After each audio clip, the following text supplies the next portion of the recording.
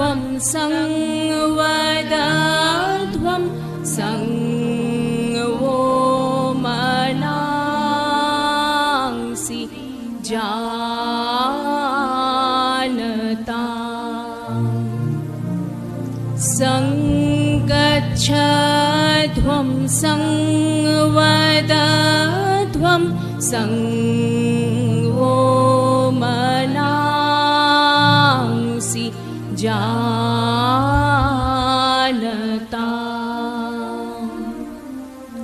समानो मन्त्रः समीति जगद्गुरुं पादपद्मतयो सित्वा प्रणमामि मुहुः।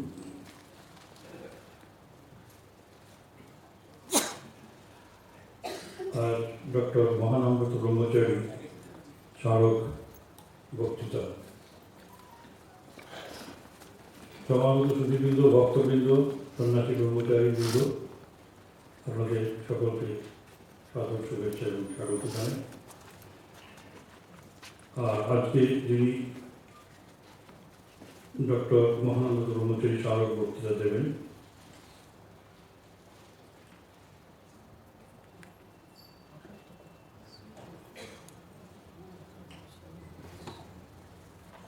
তিনি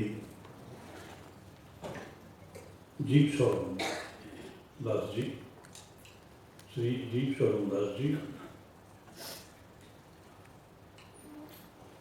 আমাদের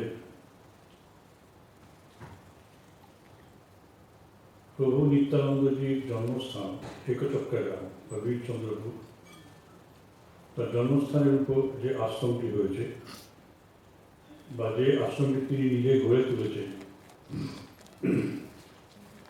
কয়েক দশকের প্রচেষ্টায়, সেই আশ্রমের তিনি কর্ণধার। একা তিনি প্রভু নিত্যানন্দজির সেবা করে চলেছেন। সে সেবা খুব কঠিন, সহায় সম্বোধী প্রায় একা। আমি গিয়ে কয়েকবার গিয়ে দেখে এসেছি কি অমানুষিক পরিশ্রম করতে হয়। এখানে সেসব কথা বলার সুযোগ নেই, কিন্তু প্রয়োজন আছে বলে আমি মনে করি। আমরা মহাপ্রভু চৈতন্যদেবকে নিয়ে যত শ্রদ্ধা ভক্তি প্রদর্শন করি এবং তার পূত সান্নিধ্যে উজ্জ্বল তীর্থগুলি নিয়ে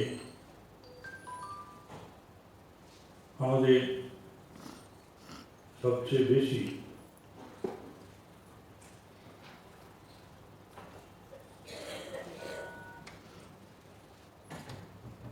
প্রয়াস, সে তুলনায় প্রভু নিত্যানন্দজির জন্মস্থানের প্রতি আমাদের যেন কোনো দায়ী দায়িত্ব নেই।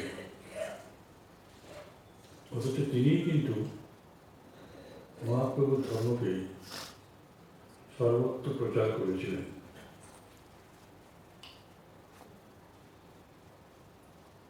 হয়তো নিজের সঙ্গে কিছু দুর্নাম বহন করে,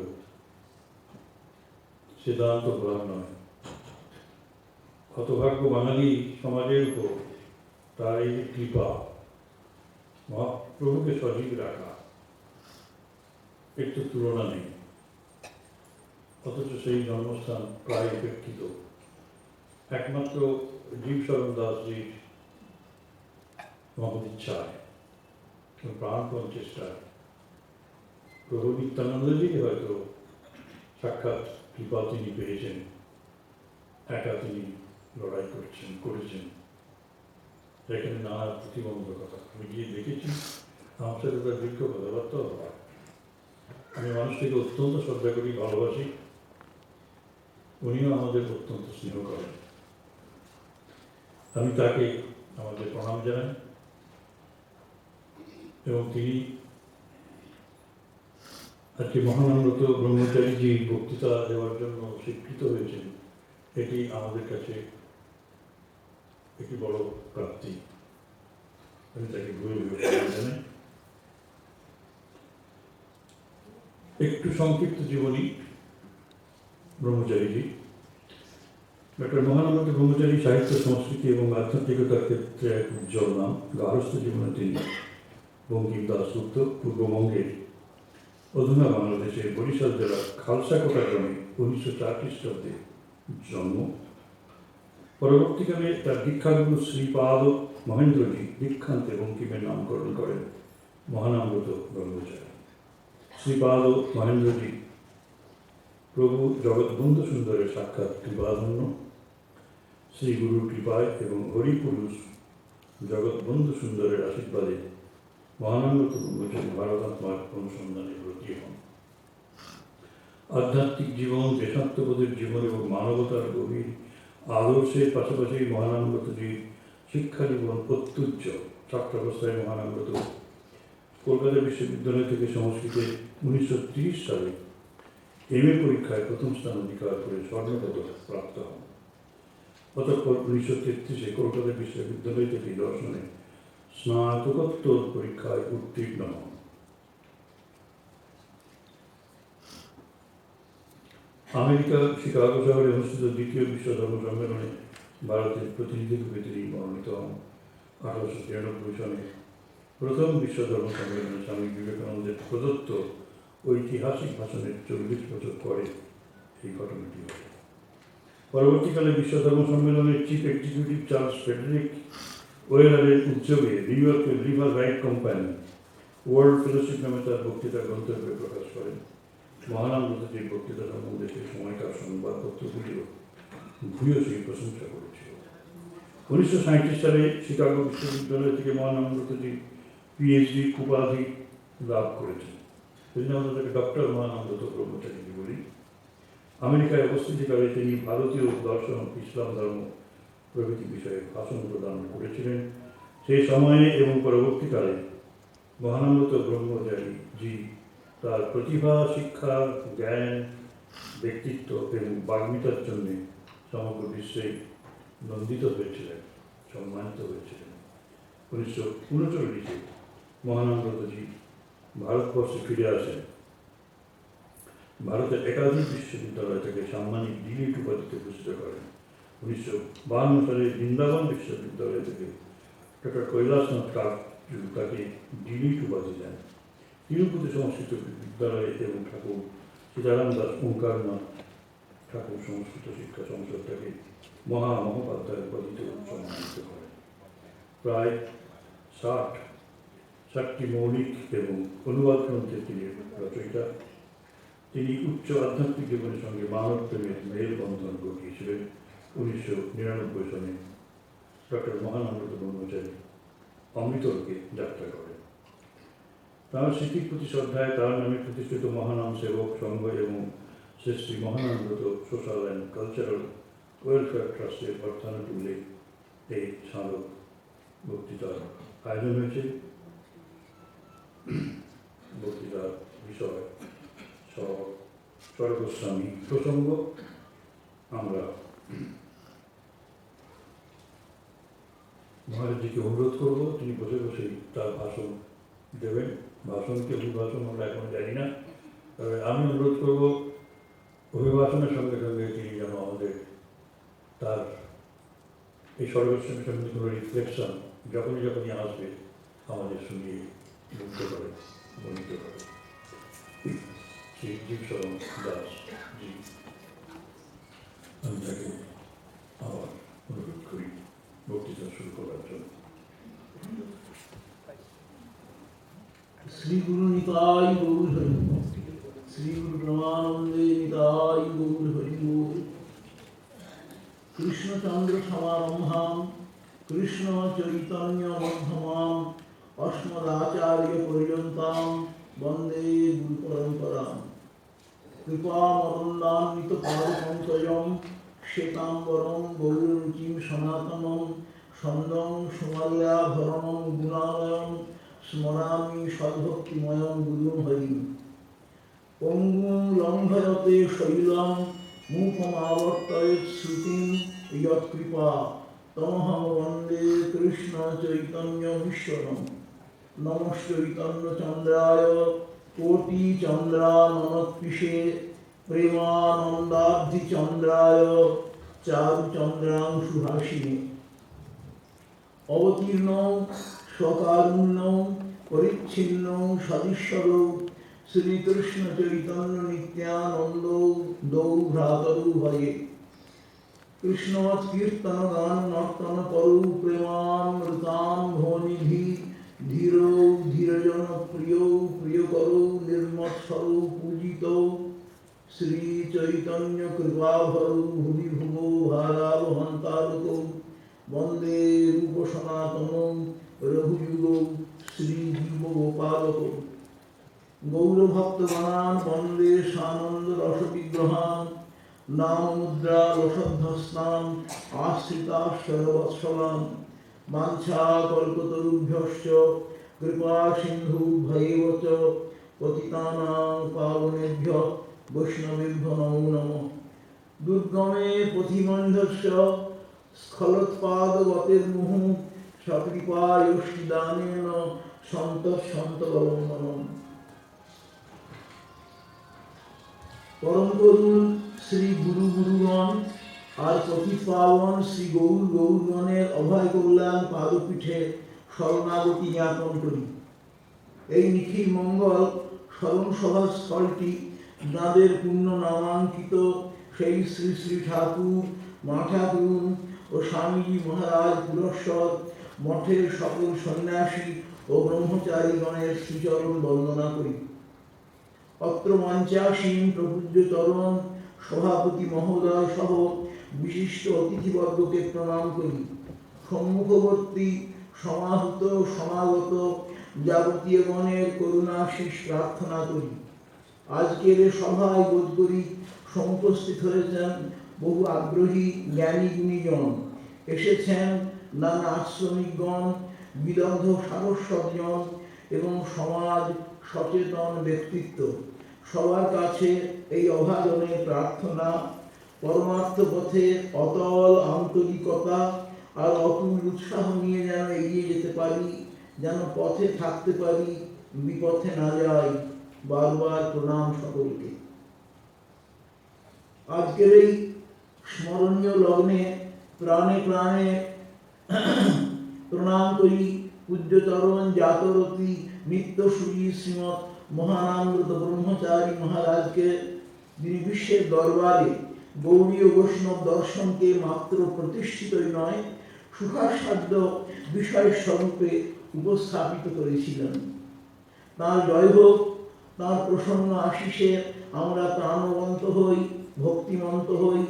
গৌড়ীয় দার্শনিক কুলকেশরী শ্রী শ্রী গোস্বামীকে বুকে ধরে তাঁর সিদ্ধান্তের আলোচনায় তিনি অগ্নিস্পৃষ্ট লোহার মতোই শ্রী গোস্বামীর ভাবে রসে লুব্ধ মুগ্ধ হয়ে, বলতে গেলে তাঁরই এক কৃপামূর্তি স্বরূপে প্রতিভাতি হয়েছেন, সচেষ্ট হয়েছেন সতত আমাদের কল্যাণের অনুভবে কৃতার্থ করতে।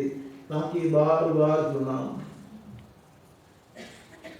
যুব সন্ধিকালে সকারুণ্যে অবতীর্ণ হয়ে যিনি রক্ষা করেছিলেন সনাতন ধর্ম সংস্কৃতির সাথে সাথে অবক্ষয়িত নিমজ্জমান হিন্দু সমাজকে, সেই বাংলা ও বাঙালির প্রাণের ঠাকুর শ্রী চৈতন্য মহাপ্রভু জানতেন জনসাধারণ সংহত ও উন্নত না হলে কোনো সমাজ বা দেশ কখনো সমৃদ্ধ বা উজ্জ্বল হতে পারে না।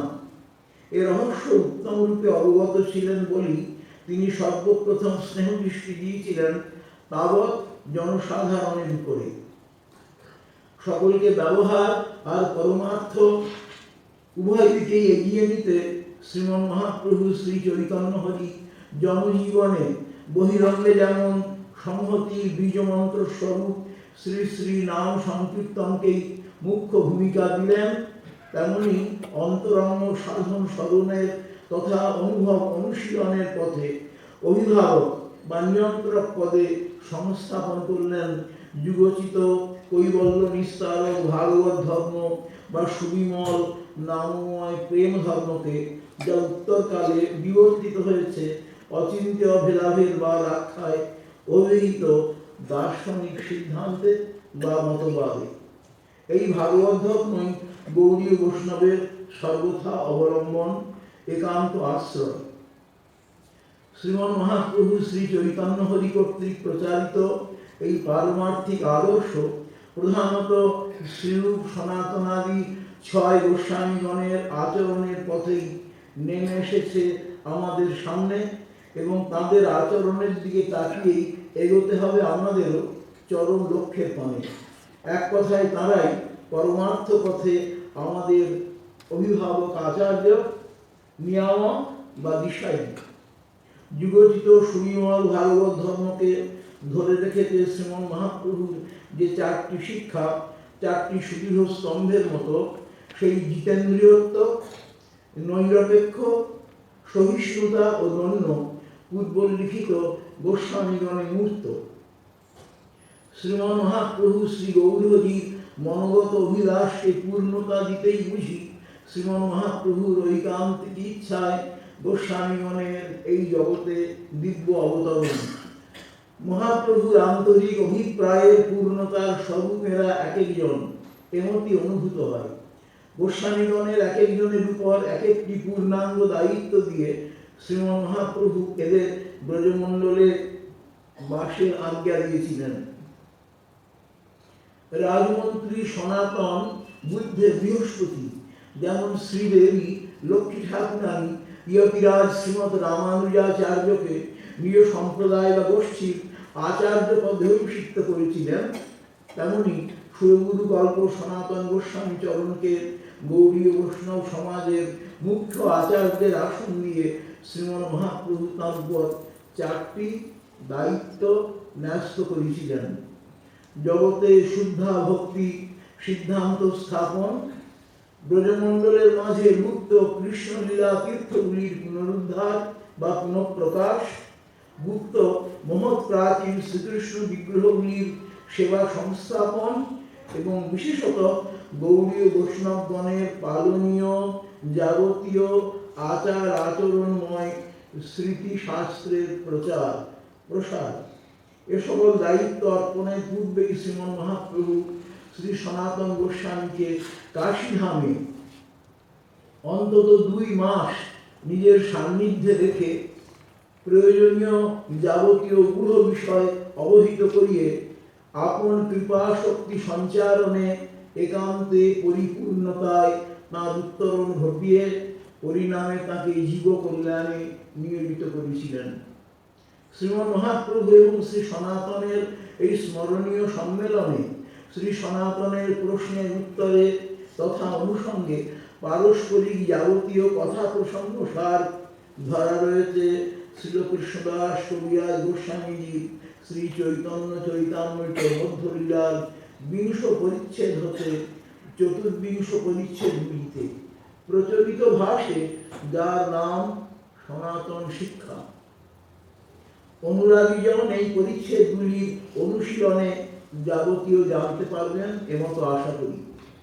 সনাতনের প্রতি শ্রীমন মহাপ্রভুর প্রদত্ত শিক্ষাকে সনাতন প্রকাশ করেছেন নিজের রচিত গ্রন্থগুলির পাতে।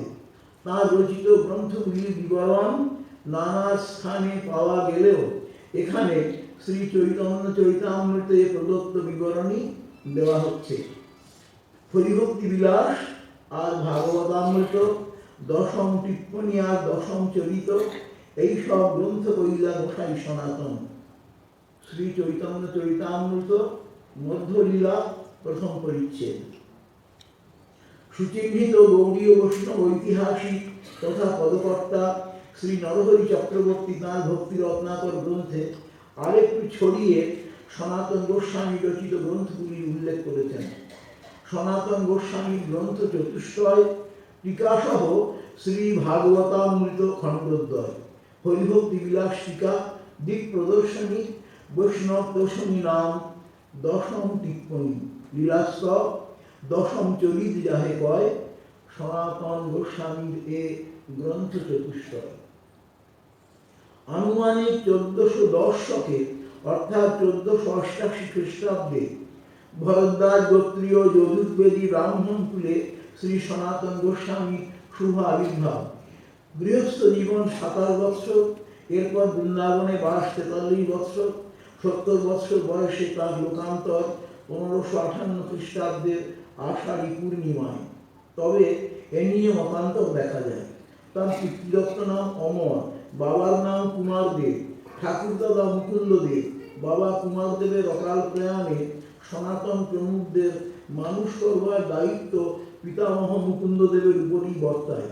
মুকুন্দ দেবের ঐকান্তিক উদ্যমে তথা প্রতিনিয়ত প্রযত্নে সনাতন যাদের কাছে শিক্ষা লাভের দুর্লভ সুযোগ লাভ করেছেন তাদের নামগুলি সনাতন গোস্বামী পাল সাদরে লিখে গেছেন স্বরচিত শ্রীমদ্ ভাগবতের দশম স্কন্ধের সুবিস্তৃত টিকা বৃহৎ বৈষ্ণব প্রসঙ্গের মাঝে। প্রদত্ত আত্মপরিচয় প্রসঙ্গে ভট্টাচার্যং সার্বভৌমং বিদ্যা বাচস্পতিং গুরুং বন্দে বিদ্যাভূষণং চ গৌরদেশ বিভূষণং বন্দে শ্রী পরমানন্দং ভট্টাচার্যং রসপ্রিয়ং রামভদ্রং তথা বাণী বিলাসং চ উপদেশকং।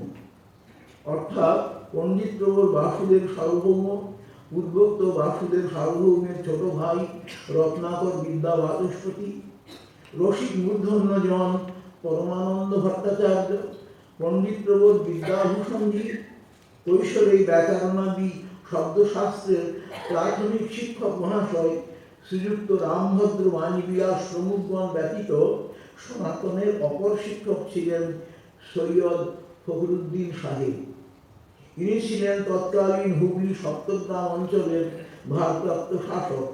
রাজ সরকারের সম্মানজনক পদের জন্য আবেদন জানাবার আগেই তখন আরবি ও পার্সি ভাষায় উৎপন্ন হতে হতো। সনাতন এবং রূপ আরবি ও পার্সি ভাষায় সবিশেষ সুশিক্ষিত হয়েছিলেন এই ফখরুদ্দিন সাহেবের কাছে। সনাতনের পিতামহ মুকুন্দ দেব সুলতান বারবক সাহেব রাজ সরকারের উচ্চ পদে নিযুক্ত ছিলেন। মুকুন্দ দেবের তিরোধানের পর ক্রমে সনাতন আপন পরিনিষ্ঠিত বুদ্ধি বলে অটুট কর্মকুশলতার পরিপাকে তৎকালীন গৌড়ের বাদশাহ সরকারের একটি বিশেষ গৌরবময় আসনের অধিকারী হয়েছিলেন। সুলতান বারবক শাহ, ইউসুফ শাহ, ফতে শাহ পরপর গৌড়ের বাদশাহী তত্ত্বে আরোহণ করেছিলেন। সুলতান বারবক শাহ বিশেষত আপন অন্তঃপূর্বা জেনানা মহলকে রক্ষার জন্য পূর্ব আফ্রিকার আবিসিনিয়া হতে যে হাবশি রক্ষীদের নিয়ে এসেছিলেন তাদের দলবদ্ধ বিদ্রোহে পরবর্তী সুলতান ফতে শাহকে মৃত্যুবরণ করতে হয়। এই সময়ে সনাতনের পিতামহ মুকুন্দ দেব পরলোকগমন করলে বিচক্ষণ সনাতন কিছুকাল আত্মগোপন করেছিলেন। কিছু সময়ের মধ্যেই দুর্গত হাবশিদের রাজ্যকাল শেষ হলে শেষ হাবশি শাসকের জনৈক উজির সৈয়দ হুসেন শাহ গৌড়ের বাদশাহী তত্ত্বে আরোহণ করেন। দূরদর্শী হুসেন শাহ সনাতনের সন্ধান নিয়ে তাকে আপন ব্যক্তিগত সচিবের পদে নিয়োগ করেন। তাঁর আখ্যা হয় দবির খাস। নির্ভরযোগ্য ঐতিহাসিক সূত্রে অবগত হওয়া যায় সনাতন সময়ে তৎকালীন প্রতিরক্ষা বিভাগ পরিচালন করতেন। তাঁরই কৌশলে রাজ্য শাসন চলত। এ প্রসঙ্গে মনে আসে পরবর্তীকালে সনাতনের উল্লেখে শ্রীমন মহাপ্রভু সুবিবেচিত অর্থবহ মন্তব্য রাজমন্ত্রী সনাতন বুদ্ধে বৃহস্পতি। এহেন সনাতন লোকমুখে শ্রীমন মহাপ্রভু শ্রী গৌরাঙ্গ হরির রামকেলিতে শুভাগমনের সংবাদ পেয়ে বাতুলপ্রায় হয়ে উঠলেন। তাঁর আর তর সয় না, এখনই দর্শন চাই। অনুজ শ্রীরূপ ও তাঁর ভাবেই বিভাবিত। তারা উভয় মহাপ্রভুর সংবাদ পূর্বেই পেয়েছিলেন। প্রকৃতপক্ষে মহাপ্রভুর প্রভাবে তখন দেশ টলমল করছিল। প্রতিনিয়ত চারধারের সব খবরই গৌড়ে আসে। শ্রীমন মহাপ্রভুর সংবাদ পাওয়ার পর হতেই পিপাসু চাতকের মতো তৃষিত অন্তরে তাঁরা অপেক্ষা করছিলেন তবে মহাপ্রভুর সাথে তাঁদের শুভ সন্দর্শন হবে। অকস্মাৎ অভাবনীয় সংবাদ পেলেন মহাপ্রভু এসেছেন গৌড়ের রামকেলি গ্রামে। অবাধ উৎসাহ আর উদ্দীপনে রূপ সনাতন উভয় এসে একদা নামলেন রামকেলি কেলি কদম্বতলার নির্দিষ্ট দূরত্বে। যে কেলি কদম্বতলায় তখন বসেছিলেন শ্রীমন মহাপ্রভু। উভয়ে পদব্রজে উপস্থিত হলেন শ্রীমন মহাপ্রভুর শ্রীচরণের কাছে, লুটিয়ে পড়লেন তাঁর অভয় চরণে। নির্ভরযোগ্য সংবাদ 922 বঙ্গাব্দের জ্যৈষ্ঠ মাসের সংক্রান্তি দিনের এই ঘটনা। প্রসঙ্গত আজও প্রতি জ্যৈষ্ঠী সংক্রান্তি বাসরে রামকেলির সেই মহৎ প্রাচীন কেলি কদম্ব তলে অনুষ্ঠিত হয়ে আসছে মহাপ্রভুর সেখানে শুভাগমন স্মরণ সমারোহ। তখন গৌড়ের বাদশাহ সৈয়দ হুসেনের রাজসভায় সনাতনের বিলক্ষণ পদগৌরব। বাদশাহের নিকট হতে তিনি এবং তার সহোদর শ্রীরূপ যে বিশাল ভূসম্পত্তি লাভ করেছিলেন সামান্য করের বিনিময়ে, সেই স্থানগুলির মাঝে তারা বিভিন্ন স্থানে তাদের অট্টালিকা, বাগান, পুকুর, সাধু সন্ত এলে তাদের থাকবার জন্য বিশিষ্ট ক্ষেত্র সব তৈরি করবার পরেতেও থাকতেন বিশেষত রামকেলির বাড়িতে। মাঝে মাঝে বিশিষ্ট পণ্ডিত এবং ভক্ত সমাবেশে শাস্ত্রানুশীলনী সভা হতো এখানে। একান্ত আবশ্যিক রাজকার্যের অবকাশে এই ছিল সনাতন গোস্বামীর মুখ্য কর্ম। রাজকার্য পরিচালন তথা বাদশাহের চিত্তরঞ্জন করতে গিয়ে সময় সময়ে আপন বহু বাঞ্ছিত পথে চলতে তার নানা বিপত্তি দেখা দিত। পরিণামে তার অন্তরে যে অনুতাপ দেখা দিয়েছিল, সেই অনুতাপের আগুনে পুড়ে যখন তিনি ক্রমেই যাবতীয় জাগতিক বিষয়ে একান্ত বৈরাগ্যবান হয়ে উঠছেন, এই কালেই রামকেলিতে শ্রীমন মহাপ্রভু শুভাগমন। সনাতন রূপের সাথে মহাপ্রভুর এই প্রথম মিলন প্রসঙ্গ। প্রণত শ্রী সনাতন রূপকে আবুসরি বাহু পশারি বুকে তুলে নিলেন শ্রীমন মহাপ্রভু। পরপরই দুই ভাইকে আলিঙ্গন দানে কৃতার্থ করলেন। বললেন, গৌর নিকটে আসিতে মোর নাহি প্রয়োজন, তোমা দুই দেখিতে মোর যথা আবেদন। এই যাত্রায় শ্রীমন মহাপ্রভু কয়েকদিন ছিলেন রামকেলিতে। সে দেশে সাড়া করে গিয়েছিল সৈয়দ হুসেন শাহ বাদশাহ। এ সংবাদ প্রাথমিকভাবে পেয়েছিলেন নগরপালের কাছ হতে। পরে এ বিষয়ে বিস্তৃত সংবাদ তিনি চেয়েছিলেন মুখ্য কোতোয়ালের কাছে। মুখ্য কোতোয়াল কেশব ছত্রী কিছু আশঙ্কা অনুভব করে বিষয়টিকে খুবই অকিঞ্চিতকর বলে জানিয়েছিলেন বাদশাহকে। এক ভিক্ষুক সন্ন্যাসী, দেশান্তরী, গরিব, বৃক্ষতলবাসী ইত্যাদি। বাদশাহ কথা তীব্র প্রতিবাদ করলেন। বললেন, সন্ন্যাসীর বিষয়ে তাঁর জ্ঞাত যাবতীয় ব্যক্ত করে কোতোয়ালকে সচেতন করে দিয়ে সন্ন্যাসীর এদেশে অবস্থানকালে যেন তোমরা কেহই তার কোনো আচরণে বাধা দিও না, প্রতিবাদ করো না। সন্ন্যাসী সর্বথা স্বাধীনভাবেই এখানে বাস করুন। বাদশাহ কোতোয়াল কেশব ছত্রীকে একথাও বললেন যে সন্ন্যাসী কোনো আচরণে হস্তক্ষেপের চেষ্টা যদি কেউ করেন, তার শাস্তি হবে প্রাণদণ্ড। এসবই জেনেছিলেন মহামন্ত্রী তথা একান্ত সচিব সনাতন। তবুও অজানা কোনো আশঙ্কায় তাঁর চিত্ত শান্ত ছিল না। তাই দ্বিতীয় দর্শনে মহাপ্রভু যেদিন বৃন্দাবনে যাবার জন্য পথে নেমেছেন, সেই দিন সনাতন মহাপ্রভুর পাশে পাশে খানিক দূর পর্যন্ত এগিয়ে এলেন। শ্রীমন মহাপ্রভুকে তিনি বলতে চেয়েছিলেন যে তাঁরা এদিকে থাকা মোটেই সমীচীন হবে না। এখন বাদশাহ অনুকূলে আছেন, খুবই ভালো কথা, কিন্তু কোনো মন্দবুদ্ধি লোকের কুপরামর্শে বাদশাহের মন বিচলিত হওয়া মোটেই অসম্ভব নয়। বিদায়কালে শ্রীমন মহাপ্রভুকে শুনিয়ে সনাতন বললেন, আপনার সাথে অগণন জনতা, একে যে কেহ তো অন্য কিছু ভাবতেও পারবে। অতএব শুনে শ্রীমন মহাপ্রভুর অনুভব হয়েছে সনাতনের একথা অতি বড় সত্য। সেই মতোই শ্রীমন মহাপ্রভু সে যাত্রায় আর এগোলেন না বৃন্দাবনের পথে। শ্রীমন মহাপ্রভু রামকেলি হতে বিদায় গ্রহণের পরে পরেই সনাতনারূপ আপন আপন ঘরে কৃষ্ণ মন্ত্র পুরস্চরণের অনুষ্ঠান করবার জন্য বিভিন্ন স্থান হতে বহুতর পণ্ডিত মণ্ডলীকে আহ্বান করে নিয়ে এলেন নিজেদের বাড়িতে। উদ্দেশ্য যেন অতি শীঘ্র তাঁদের শ্রী চৈতন্য চরণ লাভ হয়। এর মধ্যে রূপ সনাতনকে জানিয়ে মাত্র বাদশাহের কোনো অনুমতি না নিয়েই স্থানান্তরের উদ্দেশ্যে পাড়ি দিলেন। আনুমানিক 1516 খ্রিস্টাব্দের এ কথা।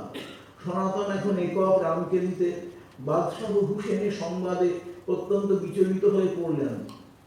সনাতনকে আহ্বান করতে তিনি জানালেন তার শরীর তেমন সুস্থ নয়। রাজবৈদ্যকে পাঠালেন হুসেন শাহ সনাতনের চিকিৎসার জন্য।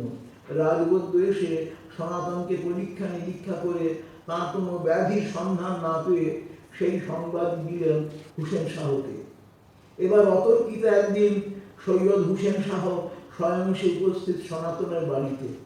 দেখেন শ্রীমদ্ ভাগবত প্রসঙ্গে তিনি রত। তাঁর পাশে অনেক পণ্ডিতগণ বসে শ্রীমদ্ ভাগবতের আলোচনা করছেন। বাদশাহ সব দেখে শুনে অনেক কথাই বললেন সনাতনকে, অনুযোগ হতে অনুনয় পর্যন্ত। কিন্তু সনাতন দৃঢ়চিত্তে নিজের অক্ষমতা জ্ঞাপন করলেন, তিনি আর রাজকার্য করতে পারবেন না, তাও বলে দিলেন। আশাহত তথা বিরক্ত বাদশাহ সনাতনকে নজরবন্দি করে রেখে চলে গেলেন উড়িষ্যা অভিযানে। কয়েকদিনের মাঝেই কারাগারে নজরবন্দি সনাতন পেলেন শ্রীরূপের পত্রী। একটি ছোট পত্রে শ্রীরূপ লিখেছেন, যদুপতে কগতা মথুরাপুরী, রঘুপতে কগতা উত্তর কোশলা, ইতি বিচিন্ত্য পুরুষ মনস্থিরম ন সৎ ইদম জগৎ ইতি অবধারয়। এ শ্লোকের অন্তর্ভুক্ত অর্থ আর বাধা করে থেকে না, এগিয়ে এসো। কারারক্ষী শেখ হবুকে প্রথমত ধর্মকথায় উপরে প্রভূত অর্থ দিয়ে বর্ষ করে সনাতন এক রাতে কারামুক্ত হয়ে প্রচলিত পথ ছেড়ে উপপথে চলতে চলতে ভৃত্য বিষাণ সহ উপস্থিত হলেন পাতোড়া পথে। তিনি জানতেন না যে ঈশানের কাছে 8টি মহল আছে। এক পান্থ নিবাসে তিনি যখন উঠেছেন, সে স্থানের মালিককে তিনি অনুরোধ করলেন পাহাড় পার করে দিতে। মালিক তাকে রান্নার জোগাড় করে দিল, বললে আপনি রান্না খাওয়া সারুন, বিশ্রাম নিন, রাতে নির্ভরযোগ্য লোক সাথে দিয়ে পাহাড় পার করে দেব। সনাতন আহারান্তে বিশ্রামের প্রাককালে মনে করলেন, এ স্থানের মালিকের আমার প্রতি এত প্রযত্ন কেন? ঈশানকে জিজ্ঞাসা করে যখন জানলেন তার কাছে 8টি মোহর আছে, তখন সনাতন তার কাছ থেকে মোহরকটি নিয়ে এসে উপস্থিত হলেন পান্থ নিবাসের মালিকের কাছে। বললেন, সাথে ছিল, আপনি রাখুন। মালিক বললেন, আমার বেতনভোগী গণক আদি আমাকে এই মোহরের খবর দিয়েছে, যা ভালো হলো, আপনার অবধারিত মৃত্যুর হাত থেকে রক্ষা পেলেন। তিনি সনাতনকে পাহাড় পার করে দিলেন। সনাতন একক ঈশানকে ত্যাগ করে চলতে চলতে পাটনার কাছে হাজিপুরে উপস্থিত হলেন।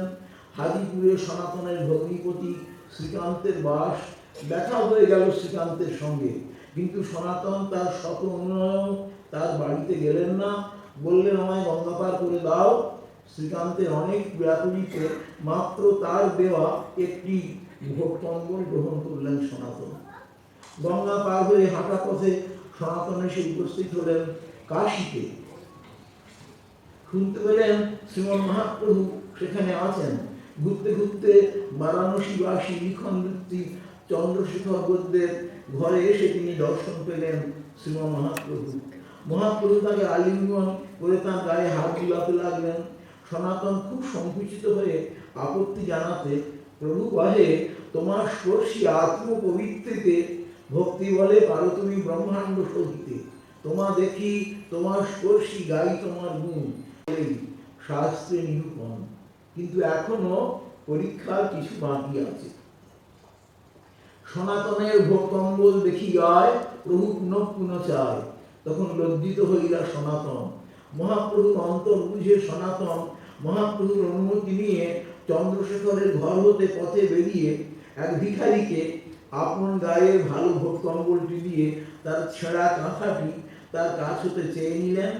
এবার সেই কাঁথা কাঁধে করে মহাপ্রভুর কাছে এসে তাকে প্রণাম করতে, তার গায়ে বৈরাগীর ছেঁড়া কাঁথা দেখে মহাপ্রভু তাকে বুকে জড়িয়ে ধরলেন। দুইজনের নয়ন নির্গলিত আনন্দ ধারে দুইজনের দেহ ভেসে গেল। মহাপ্রভুর আনন্দ সনাতন আমার মন বুঝেছে। সনাতনের আনন্দ এতক্ষণে আমি শ্রীমন মহাপ্রভু আমার আরাধ্য দেবতার প্রসন্নতা লাভ করলাম। পূর্বোক্ত চন্দ্রশেখর গদ্য আর তপন মিশ্র অনুভব করলেন মহাপ্রভু কৃপা নয়নে যারে চান একবার, ভোগের শেষ আর রাখেন না তার। প্রভু বাহিয়া আমি করিয়াছি বিচার, বিষয় ভোগ খণ্ডাইল কৃষ্ণ সে তোমার, সে কেন রাখিল তোমার শেষ বিষয় ভোগ। রোগ খণ্ডি সদ্বৈদ্য না রাখে শেষ রোগ, তিন মুদ্রা কম্বল গায় মাধুকরি গ্রাস, ধর্মখানি হয় লোকে করে উপহাস। সময় মতো সনাতনের জিজ্ঞাসার উত্তরে তাকে মহাপ্রভু কৃপাপুষ্ট তথা ভক্তিতুষ্ট করেছিলেন কাশীতে অবস্থানের সময়, যে সনাতন শিক্ষার উল্লেখ আগেই করা হয়েছে। সম্বন্ধ, অভিধেয় আর প্রয়োজন তত্ত্বের সুনিপুণ বিকাশ, বিলাস ও বিচারে যে পরমার্থ প্রসঙ্গ বোধ করি একান্তই অনুভব বেদ্য। তবে সনাতন প্রভুর চরণ ধরিয়া নিবেদন করিল বহু মিনতি করিয়া, নিজ বুদ্ধি নিজ সেবী মুই সুপামর, সিদ্ধান্ত শিখাইলে এই ব্রহ্মার অগোচর। মোর মন তুচ্ছ এই সিদ্ধান্ত অমৃত সিন্ধু, মোর মন ছুঁইতে না রে ইহার এক বিন্দু। পঙ্গু নাচাইতে যদি হয় তোমার মন, বর দেহ মোর মাথে ধরি শ্রীচরণ। মুই যে শিখাইল তোরে স্থূলক সকল, এই তোমার বর হইতে হবে মোর বর। তবে মহাপ্রভু তার শিরে ধরি করে বর দিল, এ সকল স্থূলক তোমার। এখানেই প্রভু সনাতনকে বৃন্দাবনে যেতে আদেশ করলেন আর বলে দিলেন, কাঁথা করঙ্গিয়া মোর কানাল ভক্তগণ, বৃন্দাবনে আইলে তাদের পরিহ পালন। প্রয়াগ হতে মথুরায় আসতে সনাতনের সাথে দেখা হয়ে গেল সুবুদ্ধি রায়ের। যে সুবুদ্ধি রায় হুসেন সাহেব বেগমের ইচ্ছানুমতে বাদশাহ হুসেনের দ্বারা উৎপাদিত ও পরিণামে জাতিভ্রষ্ট হয়ে শ্রীমৎ মহাপ্রভুর অভয় উপদেশে কৃষ্ণৈক স্মরণ জীবনে বাস করছেন বৃন্দাবনে। বৃন্দাবনে এসে সনাতন তাঁর এবং ব্রজবাসীগণের সংগ্রহে মথুরা মাহাত্ম গ্রন্থ সংগ্রহ করে শরণাগত অন্তরে কৃষ্ণ লীলা তীর্থগুলির সন্ধান করে বেড়াতে লাগলেন। তাঁর ব্যাকুলতায় প্রকাশ করলেন বহু বহু প্রাচীন লীলাস্থলী, ধরা দিলেন শ্রীকৃষ্ণের প্রপৌত্র বজ্রনাভের দ্বারা একদা স্থাপিত কিন্তু কালক্রমে মুক্ত শ্রী শ্রী মদন মোহন বিগ্রহ। ইতিমধ্যে অনেকদিন বয়ে গেছে, মহাপ্রভু চৈতন্য হরিকে না দেখে বড়ই প্রাণ উচ্চাটন তাঁর। বৃন্দাবন হতে পুরীতে আসতে পথে অনাহার, দেহদৈহিক আবেশীন হয়ে মৃগবতী পথ অতিক্রম করতেন সনাতন। ঝাড়িখণ্ডের জলের দোষে উপবাস হইতে গায়ে পঙ্গু হইল, রস পরে খাও যাইতে। নির্বেদ হয়ে মনে মনে স্থির করলেন, এবার রথযাত্রায় তো জগন্নাথের রথের আগে নৃত্য কীর্তনে মত্ত থাকবে মহাপ্রভু, এদেহ রথের চাকার নিচে এবার বিসর্জন দিলেই ভালো হবে। পুরীতে এসে চুপি চুপি উঠলেন হরিদাস ঠাকুরের কাছে। সেখানে এসে উপস্থিত হলেন মহাপ্রভু। সনাতনকে দেখে আলিঙ্গন করে তাকে গায়ে হাত বুলাতে লাগলেন। সনাতন বলেন, মরে না ছুঁই হো প্রভু করি তোমার গায়ে, একে নিজ সেটি অধম পঙ্গুরসা গায়। বলাৎকারে তারে প্রভু আলিঙ্গন করিল, পঙ্গু ট্রেন মহাপ্রভু শ্রীঅঙ্গে লাগিল। সঙ্গী সকল ভক্তগণের সাথে মহাপ্রভু পরিচয় করিয়ে দিলেন সনাতনের। পরে সনাতনের দেহত্যাগের সংকল্প স্মরণ করে সনাতনকে শুনিয়ে বললেন হরিদাসকে, শুনো হরিদাস, পরের দ্রব্য ইহ চাহেন করিতে বিনাশ, পরের স্থাপ্য দ্রব্য কেহ না খায় না বিলায়, নিষেধ ইহ ইহারে যেন না করে অন্যায়। হরিদাস সব বুঝিয়ে বললেন। সনাতন নিজের ভুল বুঝতে পেরে মহাপ্রভুর আদেশে সুদীর্ঘকাল থাকলেন নীলাচলে। দেহ সুস্থ হলো, প্রভুর আদেশে পুনরায় তিনি এলেন বৃন্দাবনে। পরপরই মদন মোহন বিগ্রহের সেবা কাজে তিনি ব্যস্ত হয়ে পড়লেন। ভিক্ষাবদ্ধ বস্তুতে তিনি অতি দীনভাবে মদন মোহনের সেবা করেন। এর মধ্যে জুটে গেল তার পাশাপাশি কয়েকজন মুলতানি ও পাঞ্জাবি। তারা এসে সনাতনের কৃপা প্রার্থনা করতে কয়েকদিন তাদেরকে নিজের কাছে রাখবার পরে সনাতন তাদের কৃষ্ণমন্ত্রে দীক্ষা দিলেন। তারপর আপন শিষ্য কৃষ্ণদাস ব্রহ্মচারী, রামদাস কর্পূর, সুরধ্বজ প্রমুখদের হাতে সেবা ন্যস্ত করে সনাতন ব্রজের স্থানে স্থানে পরিক্রমায় কালাতিপাত করতে লাগলেন। এখনো ব্রজমণ্ডলের মাঝে পুরাতন কালীদহের অদূরে দ্বাদশাদিত্য টিলার পাশে নন্দগ্রামের পাবন সরোবরের তীরে গোবর্ধনে বৈঠানে রাধাকুণ্ড এবং আরো বহু স্থানে সনাতনের বৈঠক বা ভজন কুটির বিরাজমান। গোবর্ধনে চক্রেশ্বর শিবালয়ের পাশেই সনাতনের ভজন কুটির আজও দেখা যায়।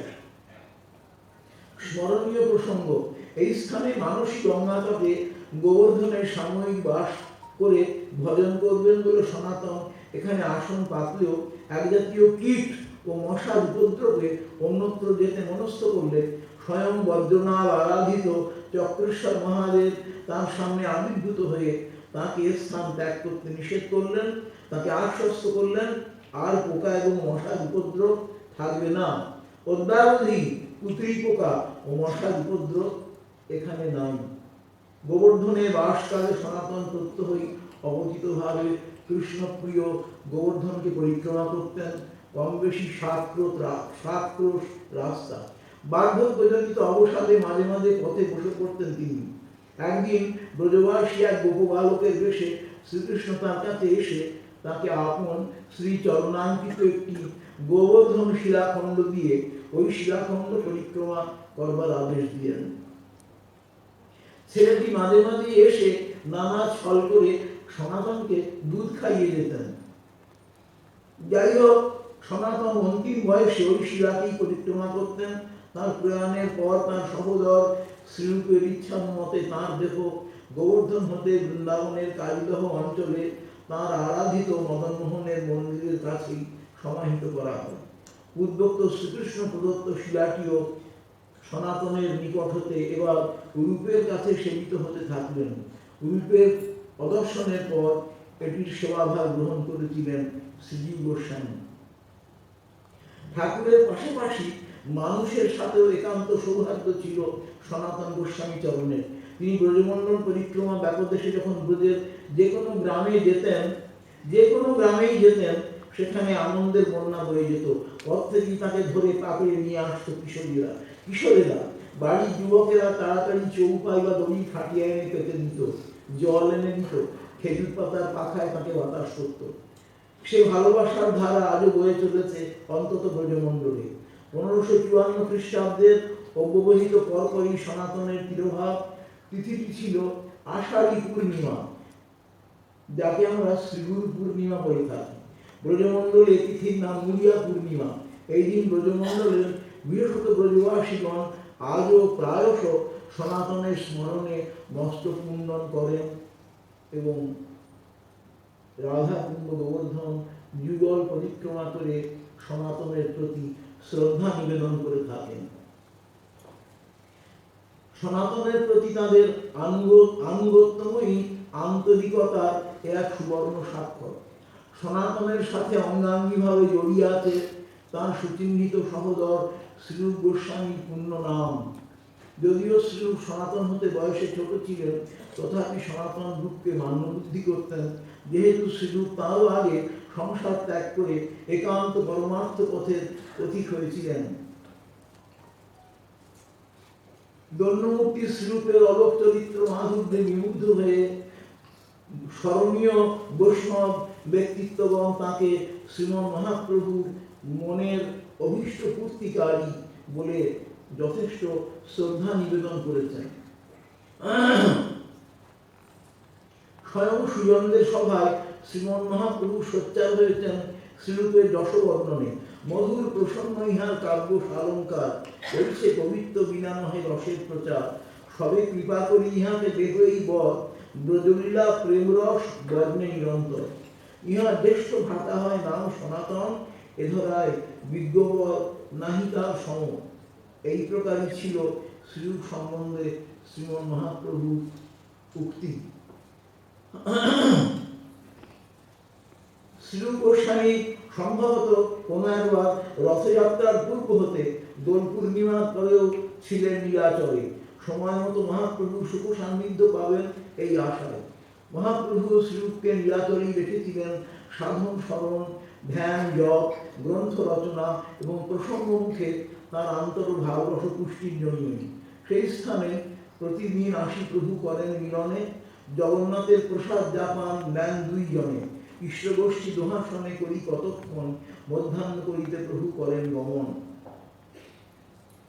এই স্থানে একদিন স্বনামখ্যাত মম্মট ভক্তের কাব্য প্রকাশ হতে আহরিত শ্রীমৎ মহাপ্রভুর রথযাত্রাকালে শ্রীমুখ হতে প্রকাশিত একটি শ্লোক জনৈক গৌর ভক্তের মুখে শুনে শ্রীরূপ গোস্বামী মহাপ্রভুর জ্ঞানী অভিপ্রায় সেই অর্থে শ্লোক কহিল, প্রভুরে যে ভাই তাল তত্ত্বের শক্তিটি চালেতে রাখিলা, সমুদ্র স্নান করিবারে রূপ বসাইলা, হেনকালে প্রভু আইলা তাহার মিলিতে, চালে মোজার শ্লোক পাইলা লাগিলা পড়িতে, শ্লোক পড়ি প্রভু সুখে প্রেমাবিষ্ট হইলা, হেনকালে রূপ বসাই স্নান করি আইলা, প্রভু দেখি দণ্ডবৎ প্রাঙ্গণে পড়িলা, প্রভু তারে চাপড় মাঝি কহিতে লাগিলা, মোর বুড়ো হৃদয় তুমি জানিলে কেমনে, এত কহি রূপে করিল দৃঢ় আলিঙ্গনে। আরো বহুতর কথা প্রসঙ্গে সেখানে শ্রী গোস্বামী চরণের গুণের বিথার শ্রীমন মহাপ্রভুর শ্রীমুখে। এই যাত্রায় বিদায়কালে শ্রীরূপকে বললেন শ্রীমন মহাপ্রভু, বৃন্দাবনে যাহো তুমি রহিও বৃন্দাবনে, একবার হেথা পাঠাইও সনাতনে। শ্রীরূপ গোস্বামীর সুবিময় চরিত্রে আমরা পাই রসবোধ তথা বৈদগ্ধ্যের অবাধ অপার অনাবিল বিকাশ, যা অনুভবীরও সময় সময়ে অনির্বচনীয়।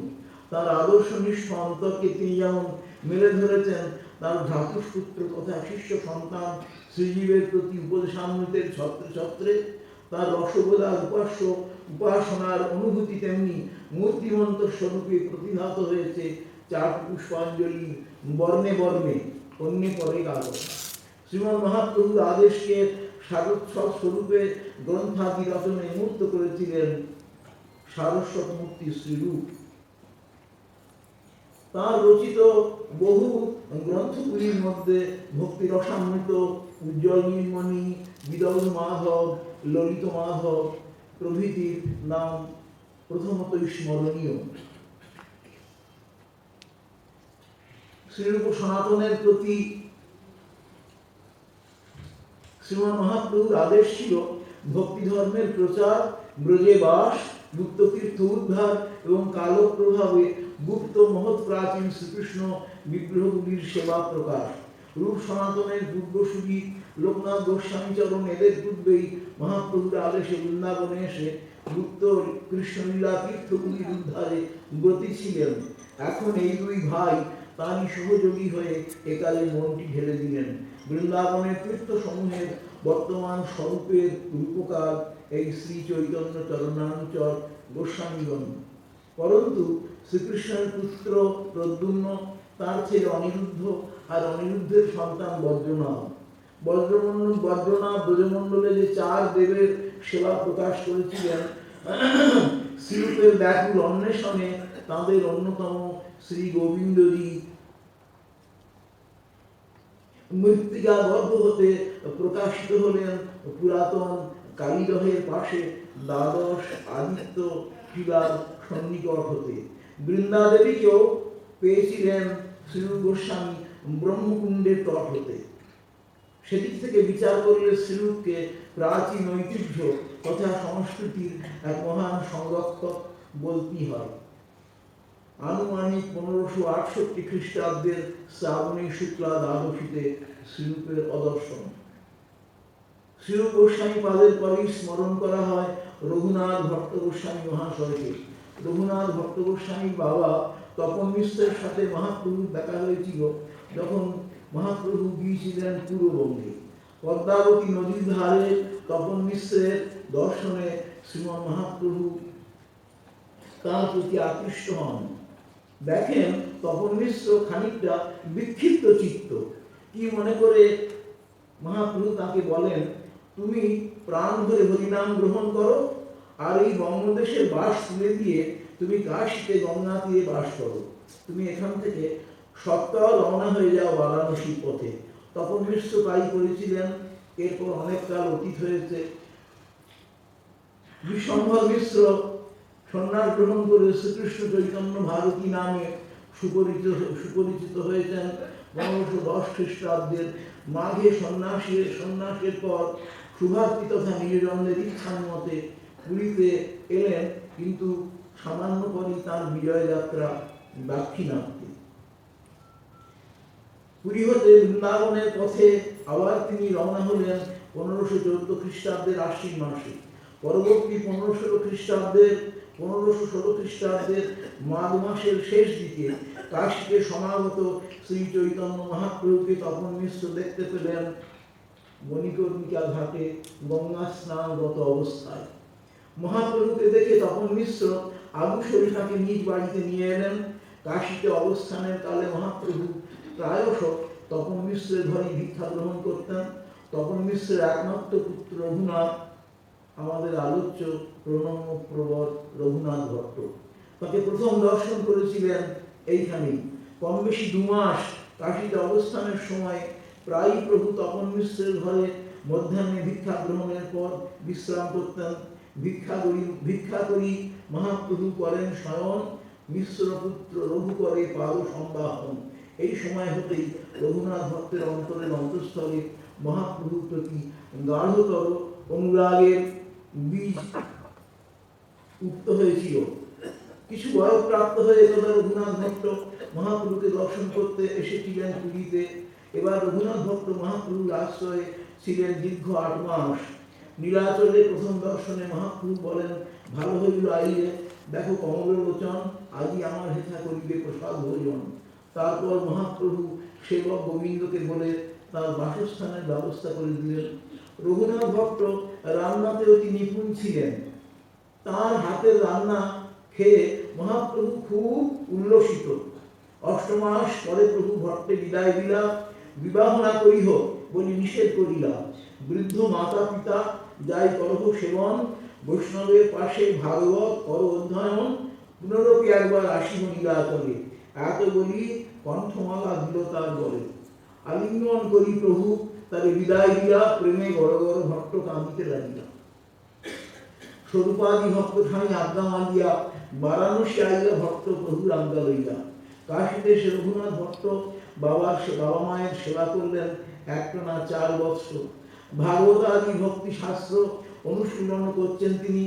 বাবা মা পরলোক প্রাপ্তি হলে তাদের শ্রাদ্ধাদি সমাধান করে এলেন নীলাচলে।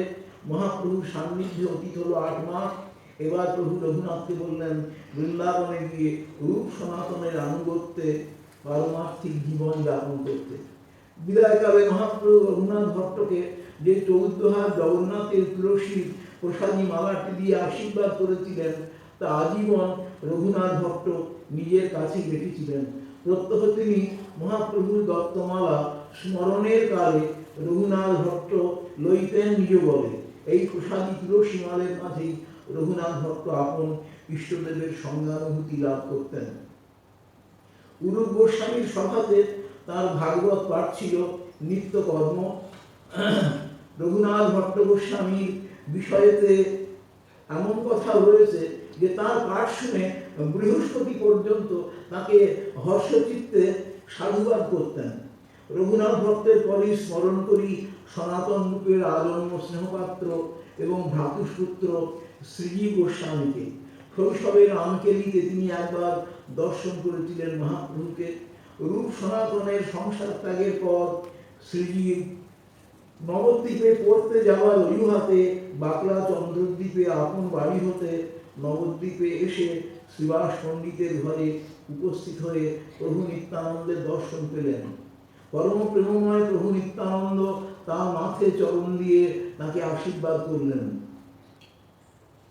বললেন, তুমি বৃন্দাবনে গিয়ে ভাগবত আদি অনুশীলন করো। অবশ্যই শ্রীরূপ সনাতনের সঙ্গে থেকে তাদের সহায়তা করবে, তাদের সেবা করবে। বৃন্দাবনে সে রূপের কাছে দীক্ষা গ্রহণের পর মুখ্যত তাঁর কাছেই শ্রীজীব ভক্তিশাস্ত্রের পঠন পাঠন আর তাঁরই দেহদৈহিক সেবা সমাধানে ব্যস্ত থাকতেন। শ্রীরূপের সারস্বত সেবাতেও শ্রীজীবের সহায়তা বাক্যের পার। কিন্তু এর মাঝেই ঘটে গেল এক বিষম বিপত্তি। রূপ সনাতন সারস্বত সাম্রাজ্যে সেই কালে অসমান্তরাল ব্যক্তিত্ব। এক পণ্ডিত ব্রজে সে রূপ সনাতনের সাথে শাস্ত্র বিচার করতে চাইলেন। দণ্ডমূর্তি 2 ভাই দেখলেন এই পণ্ডিতের সাথে বৃথা বাক্যব্যয় মাত্র সময় নষ্ট ছাড়া আর তো কিছু হবে না। বাক্যব্যয় দমন করে তারা বিজয়পত্রী লিখে দিলেন দাম্ভিক জয় ভিখারীকে। শ্রীজীব যখন যমুনায় স্নান করে আসছেন শ্রীরূপের কাছে তার ভজন বাসে, তখন তিনি শুনতে পেলেন পণ্ডিতের আত্মশ্লাঘার প্রসঙ্গ। তিনি রাস্তা দিয়ে বলতে বলতে যাচ্ছেন, এরা নিজেদেরকে বাঁচানোর জন্যে আমাকে জয়পত্রী লিখে দিল। বিচার করলে নিশ্চিত পরাজিত হতো এরা, সেই পরাজয়ের গ্লানিকে এড়িয়ে যেতেই এদের এই আচরণ। শ্রীজীব গোস্বামী পাদ আর সুস্থ থাকতে পারলেন না। এগিয়ে এসে উচ্চকণ্ঠে বললেন পণ্ডিতকে, আমি শ্রীজীব, শ্রীরূপ সনাতনের দাসানুদাস, আসুন বিচার করুন আমার সাথে। বিচার আরম্ভ হলো। পরিণামে হেরে গেলেন দাম্ভিক পণ্ডিত। শ্রীজীব ঘরে আসবার আগেই শ্রীরূপের কাছে সংবাদ এসেছে। শ্রীজীব ঘরে ঢুকতেই শ্রীরূপ কঠোর শাসন করলেন শ্রীজীবকে। বললেন, পণ্ডিতকে পরাজিত করে তুমি শ্রীমন মহাপ্রভুর আদেশ তৃণাদপি যাজনে আঘাত এনেছ, নিজের গৌরব স্থাপনের চেষ্টা করেছ। এখান হতে চলে যাও, আমি আর তোমার মুখ দেখব না। গুরুদেবের আদেশ অবিচারে সর্বথা পালনীয় জেনে শ্রীরূপের উদ্দেশ্যে প্রণাম করে শ্রীজীব ঘর ছেড়ে পথে নামলেন। একান্ত বিড়ালে চলে এলেন নন্দঘাটে। পথে যেতে যদি কখনো দেখা হয়ে যায়, এই সংকোচে নিত্য মাধুকরী ভিক্ষা বন্ধ করে দিলেন। ক্ষুধায় দেহ অবসন্ন হলে যমুনার জলে গুলে যমুনার মাটি মাত্র গ্রহণ করতে লাগলেন। এভাবেই অচিরে কোষ্ঠকাঠিন্যে তার দেহ অসুস্থ হয়ে পড়তে লাগলো। কোনো একদিন পরিক্রমার পথে সনাতন একথা শুনতে পেলেন এক ব্রজবাসীর কাছে। উপনীত হলেন শ্রীরূপের ঘরে। শ্রীরূপ তখন ভক্তিরসামৃত সিন্ধু গ্রন্থে নিবিড়ভাবে নিমগ্ন। সনাতন জিজ্ঞাসা করলেন শ্রীরূপকে, এই গ্রন্থের পরিসমাপ্তির আর কত দেরি? উত্তরে শ্রীরূপ কহেন, প্রায়ই হইল লিখন, শ্রীজীব থাকিলে শীঘ্র হইত শোধন। এ থেকে সতই মনে হয় বোধ করি শ্রীজীব ছিলেন শ্রীরূপের যে কোনো শুভ উদ্যোগের অনুপূরক তথা পরিপূরক ব্যক্তিত্ব। এবার সনাতনের কাছে শ্রীরূপ জানতে পারলেন শ্রীজীবের তৎকালীন পরিস্থিতির বিষয়। অধবরণ হলেন তিনি। সনাতন জিজ্ঞাসা করলেন শ্রীরূপকে, ভাই আমাদের কি কর্তব্য? উত্তরে শ্রীরূপ কহেন, প্রভু মোর বিবেচনে জীবে দয়া সর্বশ্রেষ্ঠ, শাস্ত্রেতে বাখানে। সনাতন বললেন, এই যদি কর্তব্য হয় তবে এই জীবে কেন তা নয়? মর্মাহত শ্রীরূপ লোক পাঠিয়ে ডেকে আনলেন শ্রীজীবকে, বুকে জড়িয়ে ধরলেন, বললেন, তৃণাদপি হৃদে ধরো, মহাপ্রভুর আদেশ পালন করো। শ্রীজীবের রচিত বহু গ্রন্থের মধ্যে হরিনামামৃত ব্যাকরণ, সূত্রমালিকা, ভক্তি রসামৃত শেষ, কৃষ্ণার্চন দীপিকা, মাধব মহোৎসব, সংকল্প কল্পবৃক্ষ, গোপাল তাপনী উপনিষদ, ব্রহ্ম সংহিতা, ভক্তি রসামৃত সিন্ধু, উজ্জ্বল নীলমণি এবং যোগ শাস্ত্রের টিকা, গোপাল চম্পু, সব সন্দর্ভ এবং সদ্য সংবাদিনী উল্লেখ করা হলো। শ্রীজীব গোস্বামীর এই গ্রন্থাদি রচনা সবই তার দৈহিক প্রতিকূলতার পাশাপাশি। সেই যে মাটি খেয়ে খেয়ে তার দেহ মন্দ হয়ে পড়েছিল, সে শরীর আর তার সুস্থ হয় নাই। তিনি আর বড় সুস্থ হয়ে বসতেও পারতেন না, তবুও তার সারস্বত সেবার হ্রাস হয় নাই। অনুগত গণের মারফতে নিয়মিতভাবে সব দিকেই তিনি তীক্ষ্ণ দৃষ্টি রাখতেন এবং জীবনের শেষ দিন পর্যন্ত তিনি গৌড়ীয় বৈষ্ণব ধর্মের প্রচার প্রসার এবং অবারিত তথা অবিরত শিক্ষাদানে অবিচল ছিলেন। গৌড়দেশীয় শ্রীনিবাস, নরোত্তম, শ্যামানন্দ একান্ত তাঁরই হাতে গড়া মানুষ, যাদের দিয়ে তিনি এই গৌড়মণ্ডলে ভক্তি গ্রন্থের তথা গৌড়ীয় বৈষ্ণব দর্শনাদি প্রচারের সুব্যবস্থা করেছিলেন। তাঁর অমন্দদয় অনুগ্রহে আজ আমরা শ্রীরূপ সনাতনাদি রচিত গ্রন্থসমূহের সন্ধান পেয়েছি। 1596 খ্রিস্টাব্দের পৌষী শুক্লা তৃতীয়ায় 85 বৎসর বয়সে তাঁর কর্মময় সেবা স্নিগ্ধ জীবনের ইতি সূচিত হয়। স্মরণীয় 6 গোস্বামী গণের মাঝে এবার গোপাল ভট্ট গোস্বামীর প্রসঙ্গ। 1510 খ্রিস্টাব্দের আষাঢ়ী পূর্ণিমা হতে রাস পূর্ণিমা অবধি এই 4 মাস শ্রী চৈতন্য মহাপ্রভু গোপাল ভট্ট গোস্বামীর বাবা বেঙ্কট ভট্টের অনুরোধে কাবেরী তীরস্থ শ্রীরঙ্গ নগরে দাক্ষিণাত্যে তাঁদের বাড়িতে চাতুর্মাস্য ব্রত পালন করেছিলেন। বেঙ্কট ভট্টের একমাত্র সন্তান গোপাল ভট্ট এই 4 মাসেই শ্রীমন মহাপ্রভুর সান্নিধ্যে তিনি মহাপ্রভুর প্রতি একান্ত অনুরক্ত হয়ে পড়েছিলেন। চাতুর্মাস সমান্তে মহাপ্রভু শ্রীরঙ্গম হতে আরো দক্ষিণের পথে এগিয়ে গেলেন।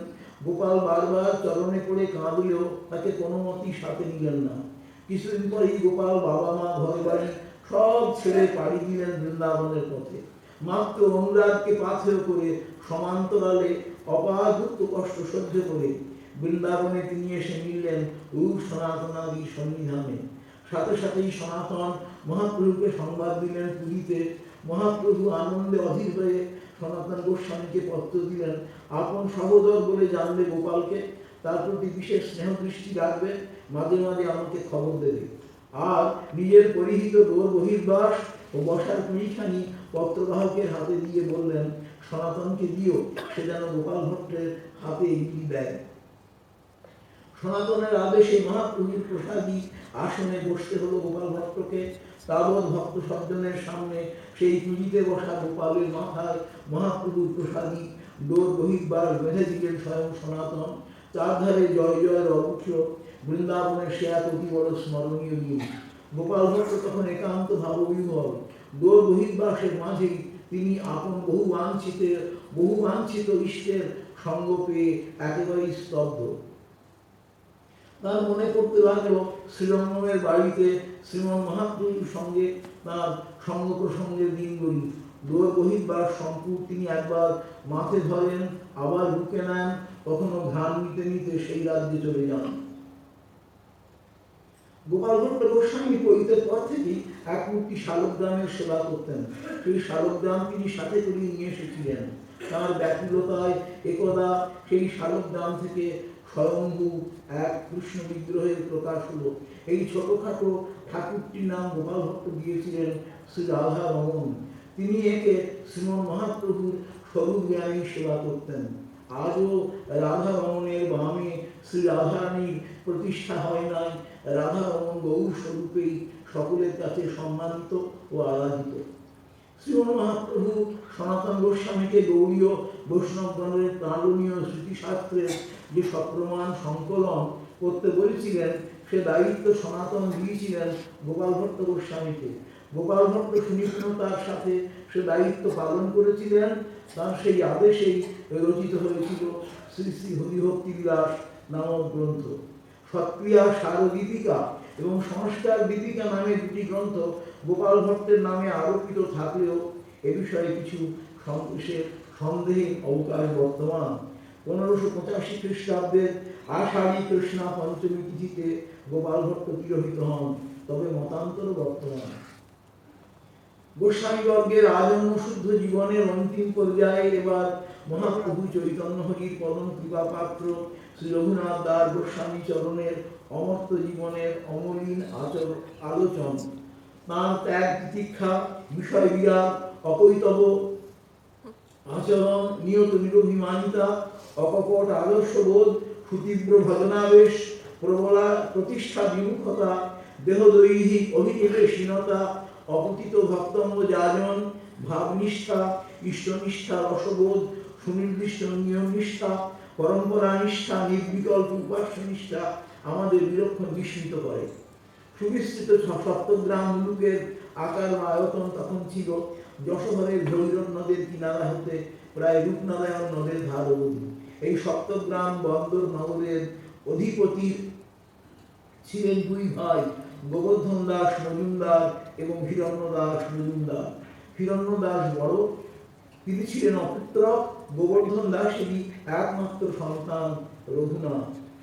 বাল্যকালে তিনি পড়তে গিয়েছিলেন তাদের কুলগুরুর ঘরে। সেখানেতেই একদা এসে হাজির হয়েছিলেন শ্রী হরিদাস ঠাকুর। শ্রী হরিদাস ঠাকুরকে দর্শন করেই হরিদাস ঠাকুরের প্রভাবে তাঁর মনে বাল্যকাল হতে অপার বৈরাগ্যের সঞ্চার হয়েছিল। অনুকূল পরিবেশ অনুভব করে রঘুনাথকে যদিও পাঠালেন কুলপুরোহিত বলরাম আচার্যের ঘরে পড়াশোনা করতে, কিন্তু সেখানে পড়াশোনার চাইতে তাঁর অন্তরে বৈরাগ্যের প্রকাশই হলো অধিক। निर्जन कर्मशाले हरिदास करें कीर्तन, बलराम आचार्येर गृहे भिक्षा निर्वाहन, रघुनाथ दास बालक करे अध्ययन, हरिदास ठाकुरेर नित्य करें दर्शन। এই দর্শনই রঘুনাথ দাসকে বহু দূরে এগিয়ে দিয়েছিল।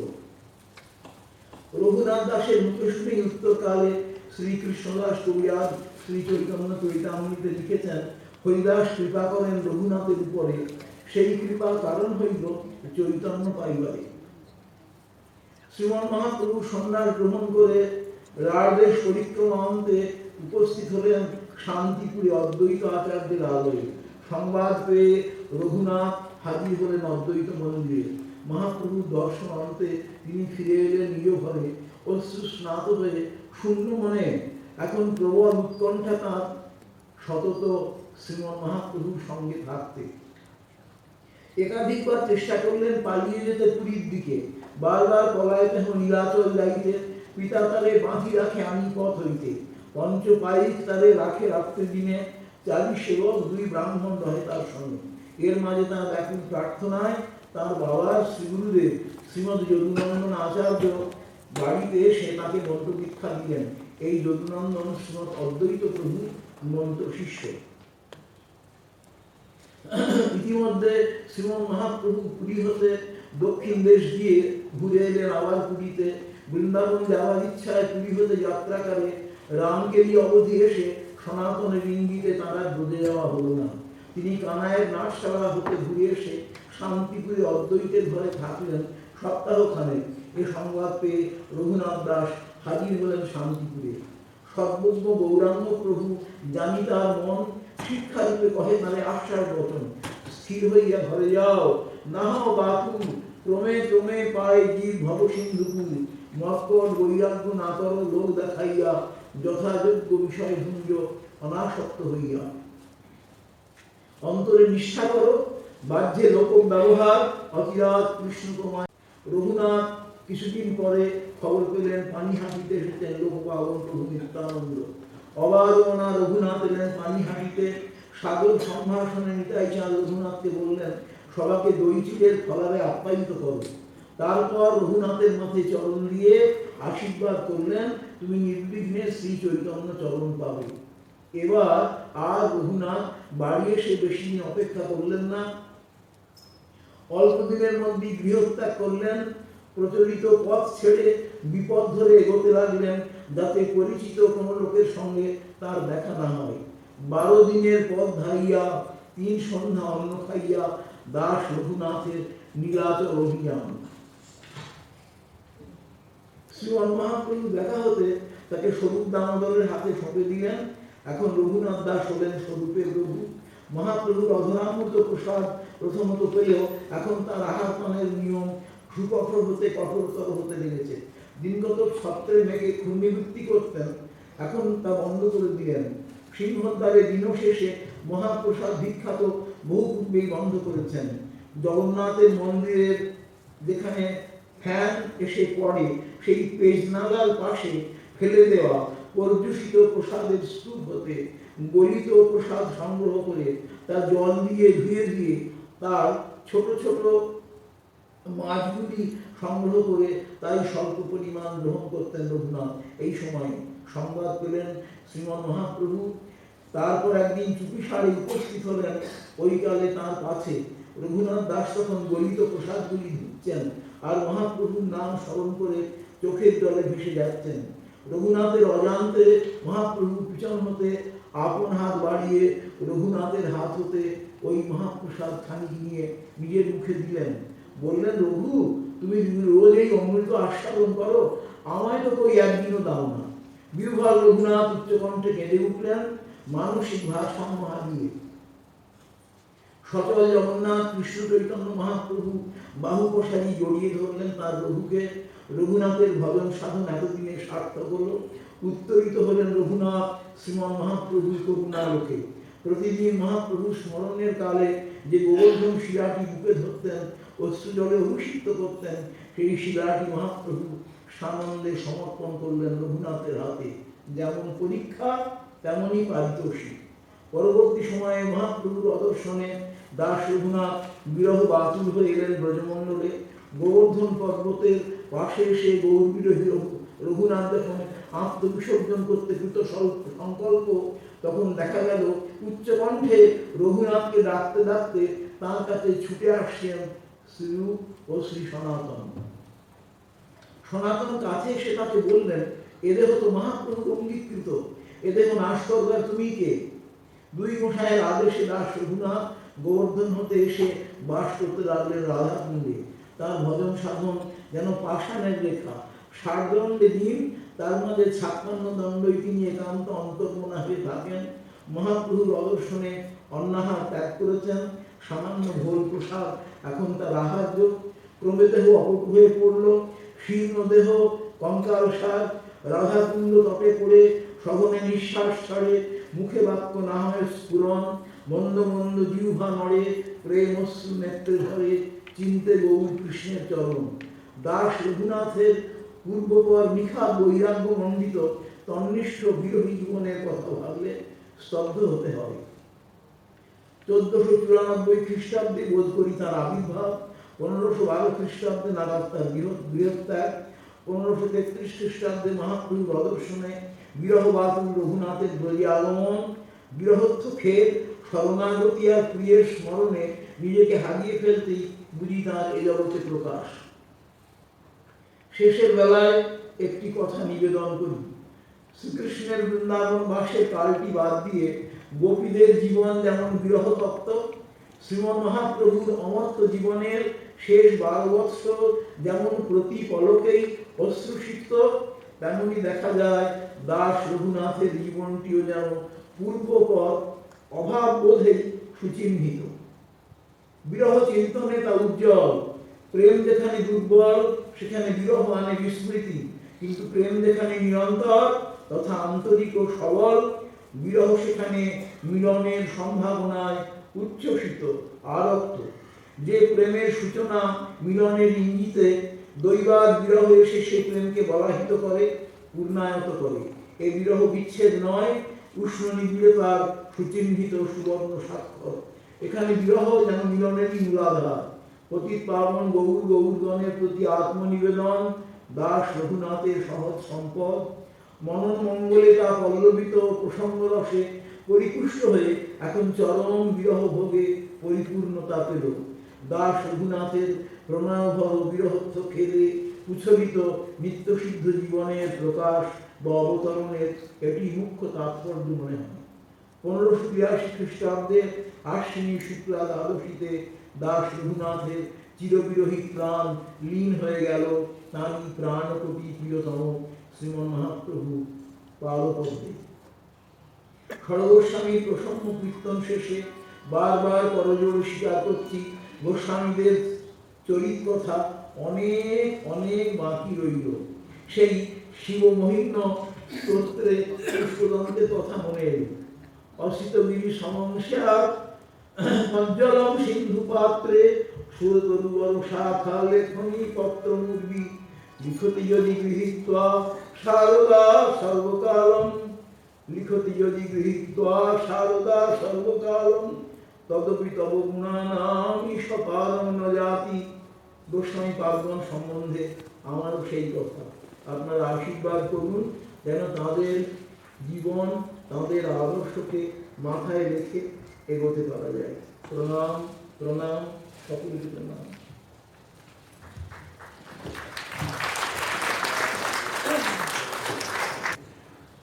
আমরা প্রণাম জানাই জীবশরণ দাসজিকে, যিনি ছজন গোসাইজি মহাজীবনের আলেখ্য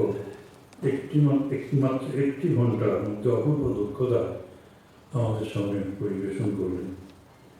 আমাদের অনেক সময় পড়ার সৌভাগ্য হয় না, সুযোগ হয় না, বা ইচ্ছাও জাগে না, কিন্তু মহানাগত ব্রহ্মচারীজির স্মারক বক্তৃতা উপলক্ষে আমরা এই একটি অপূর্ব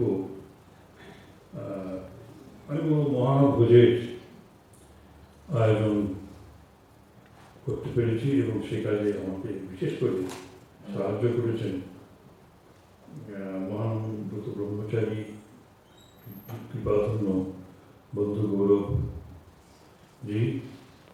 তিনি বক্তা ঠিক করেছেন, আমি তাকেও এবং ওই মহানগর আশ্রমের যিনি সর্বাধিনায়ক তিনিও আছেন, তাদেরও আমি আমার শ্রদ্ধা প্রণাম জানাই, সকলকে প্রণাম জানাই।